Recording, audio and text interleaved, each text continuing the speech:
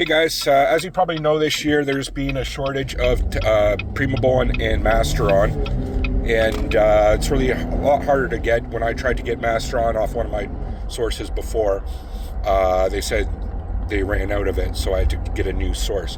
And the reason is that China's apparently stopped producing it. But now it's come kind of to the surface that potentially it's not just stopping with Masteron and Primobolan, it could be even testosterone itself. There's a lot of reports that the testosterone is underdosed, or potentially there's other things added to it nowadays. Now that potentially UGLs, they have a stockpile, maybe a few kilograms of it or whatever, of the raw powder.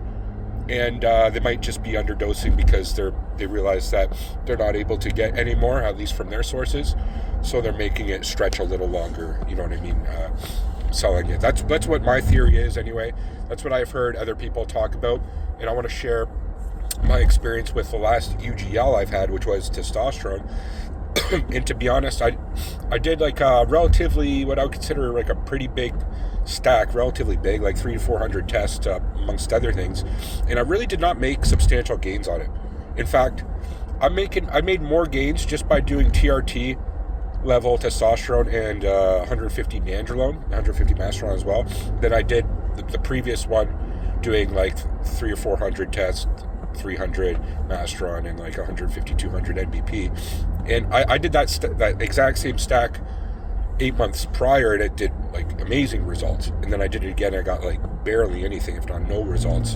In fact, I even lost weight, I believe, when I was on it. It's supposed to be a bulking stack.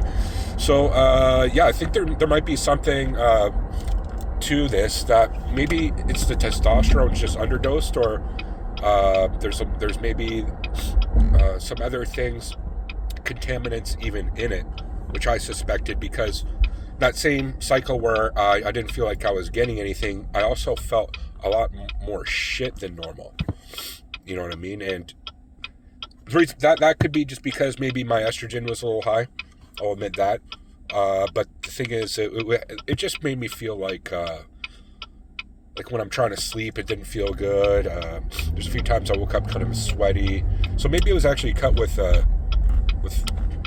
trenbolone. Who knows? Maybe that's kind of what they're doing to make their testosterone seem stronger, is they underdose it, like by half, and then they add a little bit of trenbolone.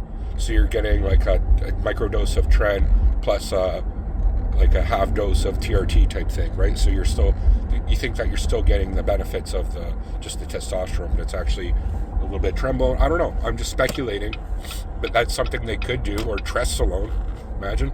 But that's something with such a short half-life, I don't think they would use that. If anything, it would be like a trenbolone enanthate or something. That's what, if I was to do it anyway, that's what I would do. If I was to cut testosterone to make it seem like it's stronger, I would add a little bit of tren enanthate to it, because that has kind of the half-life of like a testosterone cypionate. So, like Tren-Ace, unless you're pitting every day, then it's kind of pointless, right? So most people don't pit every day.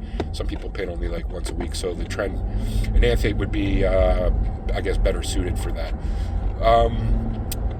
And the same could be said for other compounds. Like, you never know. What you think you're getting is Primobolan, could be EQ. That's another one.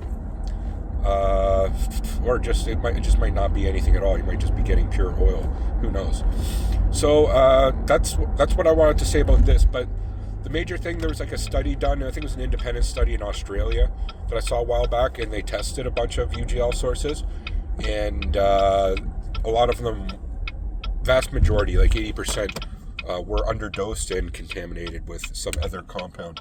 So that's kind of concerning, although, that's such a... The study was in Australia, so that, and how many UGLs did they actually test? It might have just been the ones that they selected that were shit. But yeah, it's a concern, because when you're doing testosterone, especially at like a TRT level, you want to make sure that that what you're doing is is good, right? So what you could do to test your source is send it into the Janoschik. It's like a independent company that tests all your stuff, or you could buy the test kits yourself, but to see if it's real or not. But it won't necessarily show what dosage it is, if that makes sense. So if it's dosed properly. Although I remember there were some test kits that did that for nandrolone and testosterone, but I don't know if they're there anymore. So anyway, I'm going to leave it there, guys. What are your thoughts about this? What's your experience with if you're doing UGLs with what you're doing now? Is it underdosed, overdosed? I don't think it's overdosed. And have you had any weird symptoms that you had never had before? Because that's the things I want to throw out there and keep note of, because like I said, that last cycle I did, which wasn't even a big cycle, it was like 300 tests, 300 Masteron, 250 MPP or something.